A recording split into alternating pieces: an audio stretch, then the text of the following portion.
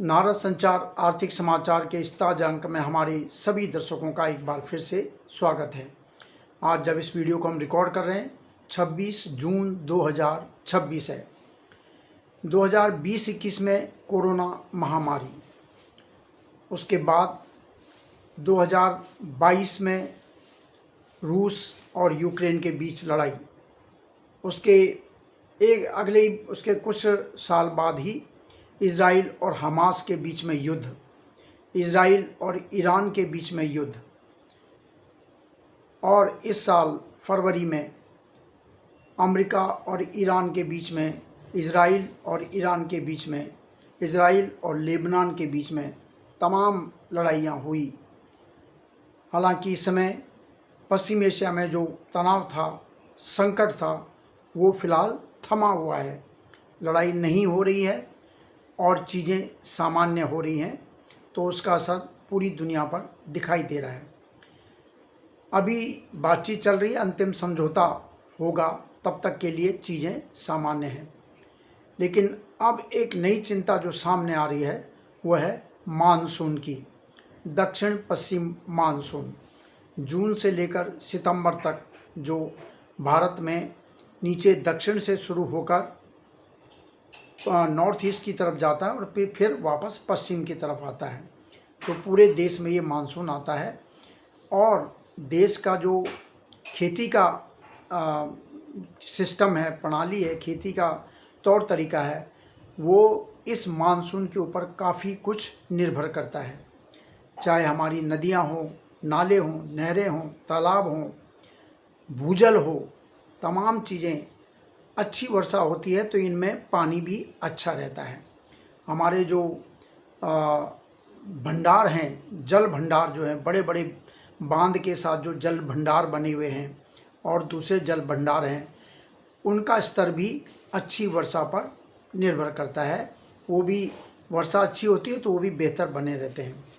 लेकिन इस साल जो हमारा भारतीय मौसम विभाग है, उसने पहले ही घोषणा कर दी थी कि मानसूनी वर्षा दीर्घकालिक औसत के 92% पर रहने का अनुमान है और इसको जो है सामान्य से कम जो है ये उसकी श्रेणी में आता है। अगर 92% लॉन्ग टर्म जो उसके हिसाब से लॉन्ग पीरियड मानसून होता है, उसका जो औसत निकाला जाता है, अगर वो 92% है तो वो कम की, सामान्य से कम की श्रेणी में आता है। अब आप समझ सकते हैं कि भारत जैसी अर्थव्यवस्था में जहां करीब आधी खेती जो है वर्षा के पानी पर निर्भर है और सिंचाई वाली खेती भी काफ़ी कुछ वर्षा के पानी पर ही निर्भर है। जब नदियों में पानी अच्छा होगा तो नहरों का पानी भी खेतों में जाएगा। जब ज़मीन में खूब पानी बरसेगा, ज़मीन के अंदर जो है पानी जाएगा तो भूजल भी जो है अच्छा निकलेगा। पंजाब, उत्तर प्रदेश, मध्य प्रदेश, जहाँ जहाँ भी पंप से सिंचाई होती है या नहरों से सिंचाई होती है, तो उनका पानी भी काफ़ी कुछ जो है अच्छी वर्षा पर निर्भर करता है। तो मानसून अगर कमज़ोर होगा तो ये भारतीय अर्थव्यवस्था के लिए एक बड़ी चिंता पैदा करता है। और इस बार 4 जून को जब केरल में मानसून आया तो शुरुआत अच्छी हुई थी, लेकिन उसके बाद ये पूरा जून का महीना निकल गया, मानसून का जोर कहीं पर दिखाई नहीं दिया। जून मध्य का जो महीना है उसमें जो मैदानी इलाके हैं या जो कुल वर्षा है वो जितनी होती है उससे काफ़ी कम रही है, 40% तक कम बताई जा रही है। उपजाऊ क्षेत्र के इलाके में तो ये और कम 60-65% तक बताई जा रही है कि जो मैदानी इलाका है, जून के मध्य तक उपजाऊ मैदानी इलाके में जो वर्षा है वो करीब 64 से 65% तक कमी देखी गई है जून के मध्य तक। तो तमाम चीज़ों के बीच आप ये देखिए कि 20-21 में कोरोना शुरू होने के बाद अब 2026 चल रहा है और लगातार आर्थिक दृष्टि से कहीं ना कहीं कोई ना कोई व्यवधान खड़ा होता रहा है। रूस यूक्रेन से रासायनिक खाद गेहूं, खाद्य तेल, इन पर असर पड़ा।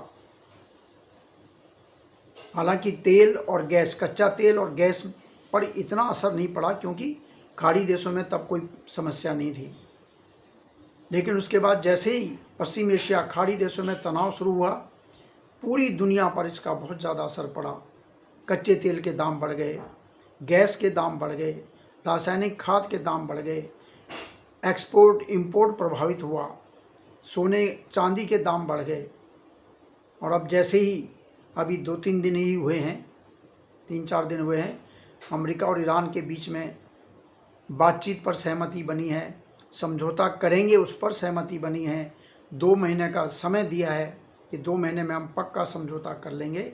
सब चीज़ें नीचे आ गई हैं, सामान्य हो गया है।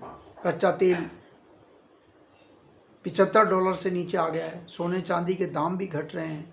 रुपया और डॉलर, जो रुपया बिल्कुल 100 रुपये प्रति डॉलर की तरफ भाग रहा था, वो भी फ़िलहाल रुक गया है, 94 के आसपास, 94-95 के बीच चल रहा है। लेकिन अब जो ये समस्या आ रही है मानसून की, हालांकि अभी मानसून एक्टिव हुआ है, आज 26 तारीख है।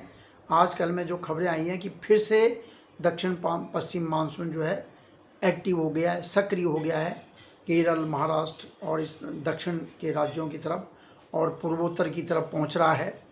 तो ये अच्छी खबर है। लेकिन मौसम विभाग ने कहा, जो एक अल नीनो इस बार जो है बताया जा रहा है कि अल नीनो इस साल उसकी बड़ी आशंका है और उसका जो है हमारे मानसून पर उसका प्रभाव पड़ेगा।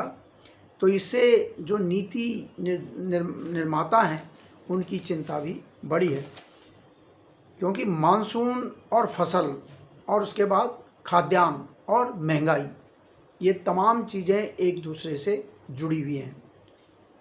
अगर खेती में फसल कुछ भी कम होगी तो ग्रामीण क्षेत्रों में किसानों की आय कम होगी। ग्रामीण क्षेत्रों में किसानों की आय कम होगी तो उनकी जो चीज़ों की डिमांड है, जो वो ख़रीदारी करते हैं, ट्रैक्टर खरीदते हैं, गाड़ियाँ खरीदते हैं और घरेलू सामान खरीदते हैं, पूंजीगत सामान खरीदते हैं, उसकी मांग कम होगी। उसका तमाम हमारे औद्योगिक क्षेत्र पर असर पड़ेगा। खाद्यान्न कम होगा तो महंगाई बढ़ेगी, खाद्यान्न का स्टॉक कम होगा, महंगाई बढ़ेगी। सरकार राशन में गेहूं, चावल अभी तक मुफ्त दे रही है, तो वहाँ के लिए भी स्टॉक चाहिए गेहूं का, चावल का। तो मानसून की वर्षा अच्छी बनी रहे, ये भारत के लिए अब बहुत ज़रूरी है। सामान्य से बेहतर हो, 92% बताया गया है, उससे बेहतर हो, 94-95 हो जाए तो ये आशंका भी समाप्त हो जाएगी कि इस बार देश में मानसून कम रहेगा। और दूसरी जो आशंकाएं हैं, क्योंकि तमाम सब्जियां हैं, दाल दलहन है, गेहूं चावल है, गन्ना है और कई चीज़ें हैं। हालांकि सरकार भी जो है सतर्क है, सरकार ने भी अपनी तरफ से कदम उठाने शुरू कर दिए हैं। किसानों को सुझाव दिए जा रहे हैं, उनको कहा जा रहा है कि ऐसी फसल उगाएं जिसमें पानी कम इस्तेमाल हो। जैसे धान की फसल में पानी बहुत ज़्यादा इस्तेमाल होता है, उसके लिए बहुत पानी चाहिए। तो किसानों को कहा गया है कि जहाँ मतलब बारिश पर निर्भर हैं कि आप जो है धान की जगह पे मोटे अनाज उगाएं, इस तरह की फसल उगाएं जिसमें पानी कम इस्तेमाल हो। और बीज दिए जा रहे हैं उनको, और जहाँ सिंचाई की सुविधा है वहाँ भी किसानों को सतर्क किया गया है कि आप जो है सतर्कता बरतें, कम क्षेत्र में अधिक पानी वाली फसल उगाएं, बाकी दाल उगाएं, तिलहन उगाएं, दूसरी फसल उगाएं। तो इसके लिए कृषि मंत्रालय ने व्यवस्थाएं भी शुरू कर दी हैं, सरकार भी सतर्क है। लेकिन कुल मिलाकर जो अगर मानसून रूठ गया, ऐसा कुछ हो गया, तो एक के बाद एक जो लगातार जो ये समस्याएं आ रही हैं, इससे अर्थव्यवस्था पर बड़ा असर पड़ सकता है। और सरकार को भी सतर्क रहना होगा और ये देखना होगा कि जो खाद्यान्न उत्पादन है वो प्रभावित ना हो। तो देखते रहिए, हमारे वीडियो को लाइक कीजिए, शेयर कीजिए और अपने जो तमाम आपके समूह हैं, अपने मित्र हैं, सगे संबंधी हैं, उनको भी ये भेजिए और सब्सक्राइब कीजिए। आप देखते हैं, अपना सुझाव भी दीजिए, टिप्पणी भी कीजिए। सुझाव देने के साथ ही सब्सक्राइब कीजिए। और फिलहाल इस वीडियो में इतना ही। नमस्कार।